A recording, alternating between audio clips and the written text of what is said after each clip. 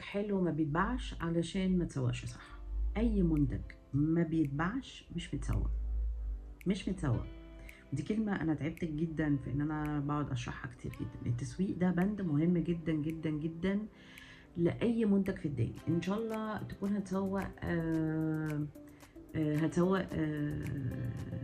هتسوق رئيس جمهورية، هتسوق ناخب في مجلس النواب، هتسوق برودكت، هتسوق مشروع، هتسوق أي حاجة هتتسوق ما تسوقتش صح مش هتتباع صح، مش هتتباع. ممكن ما تتباعش أساسا، وممكن تتباع غلط، وممكن تتباع أقل من قيمتها، وممكن يطلع عليها يعني سمعة بسبب ان الفيرست امبريشن بتاعها كان مش كويس.